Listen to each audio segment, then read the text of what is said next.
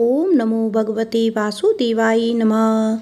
नमस्कार दोस्तों, आपका हमारी यूट्यूब चैनल धार्मिक कथाएं और कहानियाँ में स्वागत है। आज बैसाख मास के 5वें दिन हम सुनेंगे बैसाख मास कथा का 5वां अध्याय। तो एक बार प्रेम से बोलिए श्री हरि विष्णु भगवान की जय। अध्याय में राजा पुरुयशा को भगवान का दर्शन, उनके द्वारा भगवत स्तुति और भगवान के वरदान से राजा की सायुज्य मुक्ति का वर्णन किया गया है। श्रुतु देव कहते हैं, परमात्मा भगवान नारायण 4 भुजाओं से सुशोभित थे। उन्होंने हाथों में शंख, चक्र, गदा और पद धारण कर रखे थे।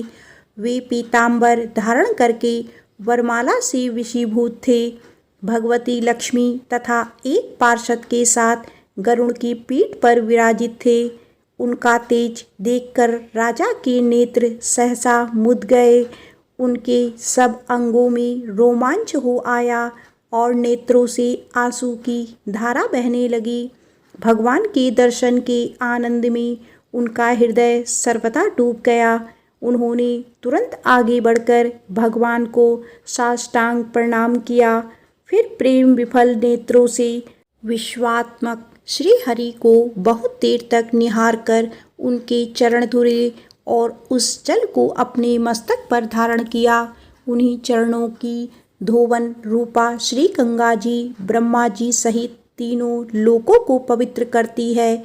इसके बाद राजा ने महान वैभव से बहुमूल्य वस्त्र, आभूषण और चंदन से हार, धूप, दीप तथा अमृत के समान नैवेद्य के निवेदन आदि से और अपने तन, मन, धन और आत्मा का समर्पण करके अद्वितीय पुराण पुरुष भगवान विष्णु का पूजन किया।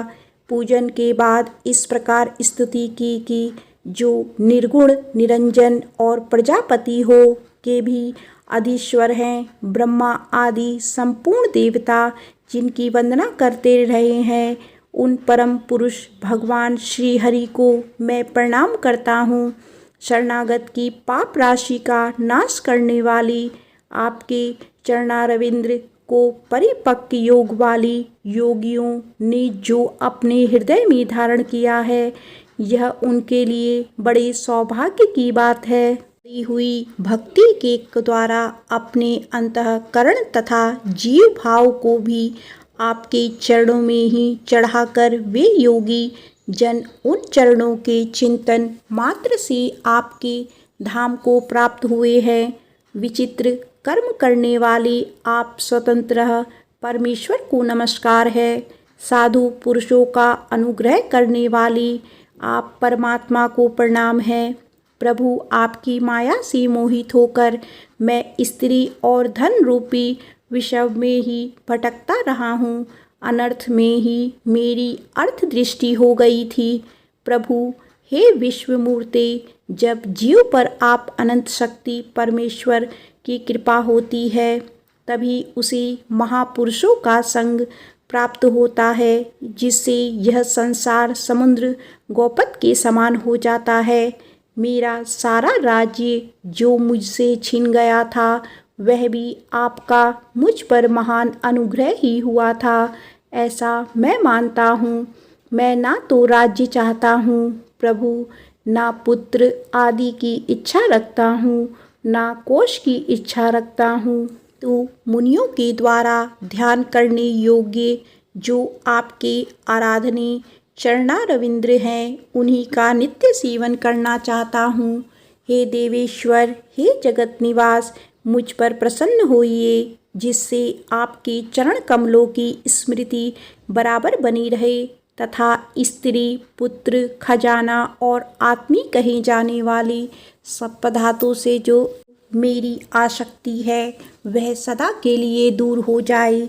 भगवन, मेरा मन सदा आपके चरणारविंद के चिंतन में लगा रहे। मेरी वाणी आपकी दिव्य कथा के निरंतर वर्णन में तत्पर हो।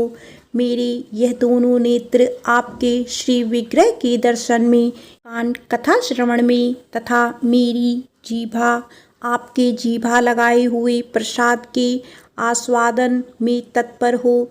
प्रभु, मेरी नासिका आपके चरण कमलों की तथा आपके भक्तजनों के गंध विलेपन आदि की सुगंध लेने में, दोनों हाथ आपके मंदिर में झाड़ू आदि लगाने की सेवा में, दोनों पैर आपके तीर्थ और कथा स्नान की यात्रा करने में तथा मस्तक निरंतर आपको प्रणाम करने में संलग्न है।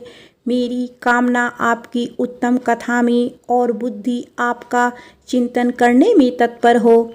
मेरे घर पर पधारे हुए मुनियों द्वारा आपकी उत्तम कथा का वर्णन तथा आपकी महिमा का गान होता रहे और इसी में मेरे सारे दिन बीते। हे श्री विष्णु, एक क्षण तथा आधे पल के लिए भी ऐसा प्रसंग कभी न आए जो आपकी चर्चा से रहित हो। मैं परम श्रेष्ठी ब्रह्मा का पद, भूतल का चक्रवर्ती राज्य और मोक्ष भी नहीं चाहता, केवल आपके चरणों की निरंतर सेवा चाहता हूँ। इसके लिए श्री लक्ष्मी जी तथा ब्रह्मा, शंकरा आदि देवता भी सदा प्रार्थना किया करते हैं। राजा के इस प्रकार स्तुति करने पर कमल नयन भगवान विष्णु ने प्रसन्न होकर मेघ के समान गंभीर वाणी में इस प्रकार कहा, राजन, मैं जानता हूँ तुम मेरे श्रेष्ठ भक्त हो, कामना रहित और निष्पाप हो। हे राजन, मुझसे तुम्हारी दृढ़ भक्ति हो और अंत में तुम मेरी सायुज्य प्राप्त करो। तुम्हारे द्वारा किए गए इस स्रोत से इस पृथ्वी पर जो लोग भी मेरी स्तुति करेंगे, उनके ऊपर संतुष्ट होकर मैं उन्हें भोग और मोक्ष प्रदान करूँगा। यह अक्षय तृतीया इस पृथ्वी पर प्रसिद्ध होगी, जिसमें भोग और मोक्ष प्रदान करने वाला मैं तुम्हारे ऊपर प्रसन्न हुआ था।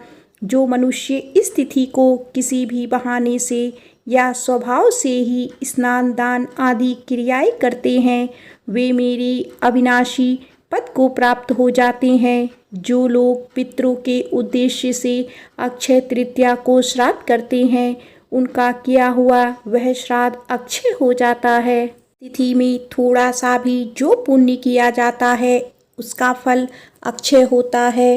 राजन, जो कुटुंबी ब्राह्मण को गाय दान करता है, उसके हाथ में सब संपत्तियों की वर्षा करने वाली बुद्धि और मुक्ति भी आ जाती है। अनग यह वैशाख माह के मेरी चरण चिंतन की तरह ऐसे सहस्त्र पापों को हर लेता है, जिनके लिए शास्त्रों में कोई प्रायश्चित ही नहीं है। राजा को यह वरदान देकर देवादिदेव भगवान जनार्दन सबके देखते ही देखते वहीं अंतर्ध्यान हो गई। इसके बाद राजा पुरुयशा सदा भगवान में ही मन लगाए हुए उन्हीं की सेवा में तत्पर रहकर इस पृथ्वी का पालन करने लगे। देव दुर्लभ समस्त मनोरथ का उपभोग करके अंत में उन्होंने चक्रधारी भगवान विष्णु का सायुज्य प्राप्त कर लिया। जो इस उत्तम उपाख्यान को सुनते हैं और सुनाते हैं, वे सभी पापों से मुक्त होकर भगवान विष्णु के परम पद को प्राप्त हो जाते हैं। श्रुतदेव जी कहते हैं, राजन, पंपा के तट पर कोई शंख नाम से प्रसिद्ध परम यशस्वी ब्राह्मण थे, जो बृहस्पति के सिंह राशि में स्थित होने पर कल्याणमयी गोदावरी नदी में स्नान करने के लिए गए। में परम पवित्र भीमरथी को पार करने के बाद दुर्गम जल शून्य और भयंकर निर्जन वन में धूप से विकल हो गए। वैशाख का महीना था और दोपहर का समय था। वे किसी वृक्ष के नीचे जा बैठे। इसी समय कोई दुराचारी शिकारी हाथ में धनुष धारण किए वहां आया। ब्राह्मण के दर्शन से उसकी बुद्धि पवित्र हो गई और वह इस प्रकार कहने लगा कि मुनि, मैं अत्यंत दुर्बुद्धि और पापी हूँ। मेरे ऊपर आपने बड़ी कृपा की है, क्योंकि साधु महात्मा स्वभाव से ही दयालु होते हैं। कहाँ मैं निज कुल में उत्पन्न हुआ व्याग और कहाँ मेरी ऐसी पवित्र बुद्धि। मैं इसे केवल आपका ही उत्तम अनुग्रह मानता हूँ। हे साधु बाबा, मैं आपका शिष्य हूँ, पात्र हूँ। साधु पुरुषों का समागम होने पर मनुष्य फिर कभी दुख को प्राप्त नहीं होता। इसीलिए आप मुझे अपने पापनाशक वचनों द्वारा ऐसा उपदेश दीजिए जिससे संसार बंधन से छूटने की इच्छा रखने वाले मनुष्य अनायास भवसागर से हो जाते हैं। साधु पुरुषों का मन सबसे प्रति एक समान होता है। वे सभी प्राणियों के प्रति दयालु होते हैं। उनकी दृष्टि में ना कोई ऊंच है, ना नीच, ना अपना, ना पराया। मनुष्य संतप्त होकर जब जब गुरुजनों से उपाय पूछता है, तब तब उसे भी संसार बंधन से छुड़ाने वाली ज्ञान का उपदेश दिया करते हैं। जैसे गंगा जी मनुष्यों के पाप का नाश करने वाली होती है, उसी प्रकार मूर्ख जनों का उद्धार करना साधु पुरुषों का स्वभाव ही माना जाता है। के यह वचन सुनकर शंख ने कहा, व्याग, अगर तुम कल्याण चाहते हो तो वैशाख मास में भगवान विष्णु को प्रसन्न और संसार समुद्र से पार करने वाली जो दिव्य धर्म बताए गए हैं उनका पालन करो। मुनि श्रेष्ठ शंख उस समय प्यास से बहुत कष्ट पा रहे थे।